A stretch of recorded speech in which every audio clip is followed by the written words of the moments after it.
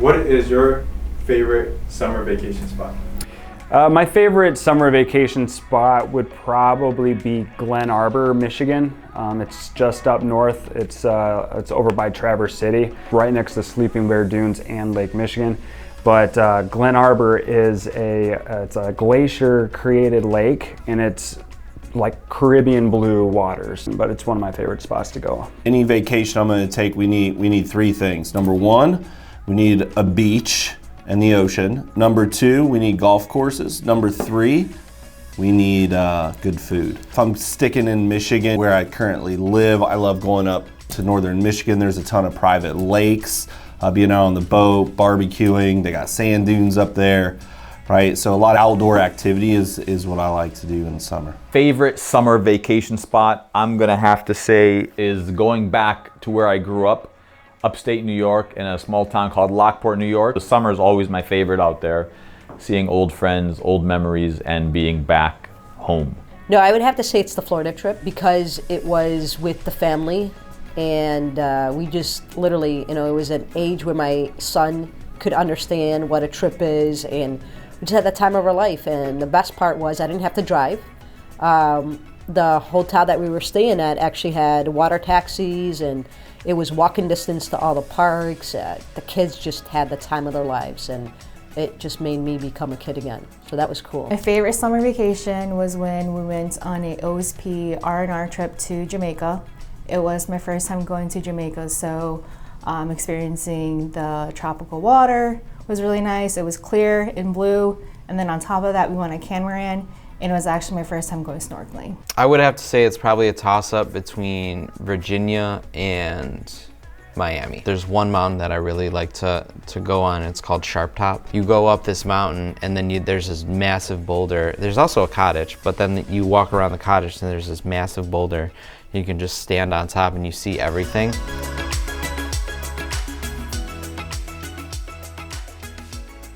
I think it was Sheboygan State Park up north, northern Michigan, but we got caught in some rain for most of the trip, most of the weekend, and including takedown. So if you can imagine just a complete downpour and having to, transport whatever's in your tent over into your vehicle and then take down the tent, and then get that into your vehicle as well. So needless to say, I ruined some clothes that weekend. Most of my stories are probably not appropriate for this camera, but I will give you one. I think we were going on a TPR vacation, and they told me my passport was too damaged from the previous trip we took where I flipped a jet ski. We don't have to go there. With my passport in my pocket, I therefore was able to go downtown Detroit, get a passport, and back to the airport in an hour and 45 minutes, and walked on the plane and made the flight. Worst experience at a vacation, hands down, would be 2 or 3 trips ago that we went to Dubai. I was trying to pull off this awesome jet skiing move, and in my mind I had it worked out all great.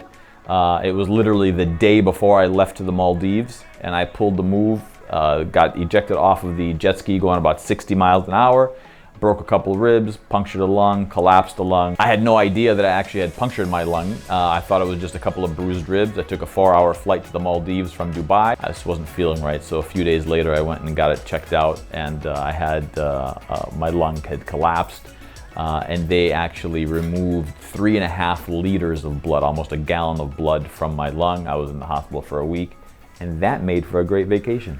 We went on a trip with, it was like a work trip. It was an R&R. It was really nice. So we're all in line in the customs line, and I had like Paige, Dustin, Chris. All of us were all together, and I try to prep my son, because it was the first time for him, and I tell him, hey, guess what? We were probably about like 50 of us or whatever.